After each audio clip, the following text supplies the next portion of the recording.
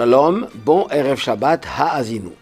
Ce Shabbat Ha'azinu est le Shabbat, cette année, selon le calendrier, qui fait le lien entre Yom Kippourim, le jour de Kippour, et la fête de Sukkot, qui commencera, si Dieu veut, lundi soir.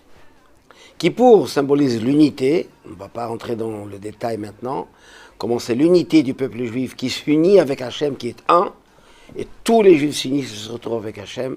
Et Dieu nous a accordé une Gmar Khatima Tova, une bonne et douce année dans tous les domaines matériels et spirituels.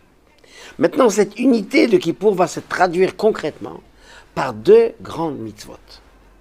La mitzvah de Souka, qui commencera, si Dieu veut, lundi soir, à la tombée de la nuit, après l'allumage des bougies, des lumières de Yom Tov, on va rentrer et manger dans la Souka un repas, au moins un minimum, on fait kidouche et on mange 30 grammes de pain ou de mésonote pour accomplir la mitzvah de Achila Basouka, car la mitzvah consiste à manger dans la souka. Cette souka qui représente l'unité d'Israël, car elle enveloppe tout le monde. Dans la souka, toutes sortes de personnes se retrouvent, sans hiérarchie, sans catégorie sociale, tout le monde dans la même souka. Et cette souka nous unit et nous amène le shalom. Comme on dit, Fros alenu soukat shlomecha. Dieu va étendre sur nous la souka, la tente de sa paix. Et mardi matin, à partir du lever du jour, commence la mitzvah des arba minim, des 4 espèces, qui consiste à prendre un lulav, qui est un. En fait, il est composé de différentes feuilles, des feuilles qui se collent, qui sont fermées, qui se protègent l'une l'autre, avant que ça s'ouvre et ça devient une feuille de dattier, une branche de dattier. Et ce lulav, qui représente un, est accompagné, est attaché, là il n'est pas encore attaché, avec 3 branches de hadas, la myrte, qui elle aussi représente l'unité, car elles sont 3 feuilles dans la même ligne, ça s'appelle Meshulash, représentant les 3 catégories du peuple juif, Kohen, Lévi, Israël. Elles sont attachées normalement dans le lulav, avec des feuilles de dattier, et on accompagne par la harava, les 2 branches de sol. Pas sol pleureur, c'est la harava spéciale, qui représente aussi une catégorie du peuple juif. Alors là, nous avons 3 catégories, ceux qui sont représentés par la harava, ceux qui sont représentés par le hadas, et ceux qui sont représentés par le lulav.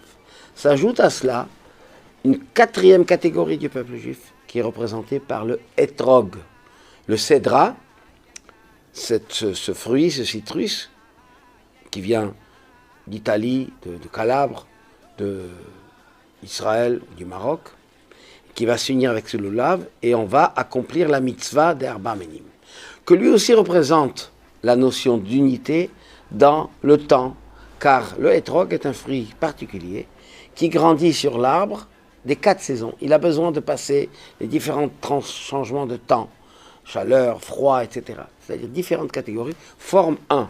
Il est un dans le temps. Dans l'espace, on avait dû parler de 4 autres espèces. Et la mitzvah consiste à quoi? À de prendre ces 4 catégories du peuple juif et de les unir ensemble. Et quand on unit, on réalise ce qui est dit dans le texte des prières, Ve'asukulam aguda achat. On fait un. On n'est pas un, on ne forme pas un bloc, un monobloc, non. Chacun a sa particularité, chacun a sa spécificité, mais ensemble, unis, comme un.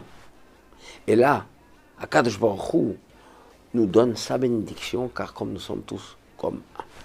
Mais le plus important, c'est de pratiquer cette belle mitzvah. Pas seulement dans l'unité dans la théorie, on parle toujours un, c'est très bien, mais il faut le faire concrètement. Et Hachem, dont nous en donnons la Torah et les mitzvot, nous a donné cette mitzvah par ces 4 espèces et non pas d'autres, que eux représentent spirituellement les différentes catégories, et en les unissant et en faisant cette mitzvah, nous le faisons aussi, on réalise cette union spirituelle et matérielle. Et c'est pour cela qu'à partir de mardi, chacun doit faire cette mitzvah. Ou on s'acquiert, on peut acheter son lulav et trog, etc. avant Sukkot.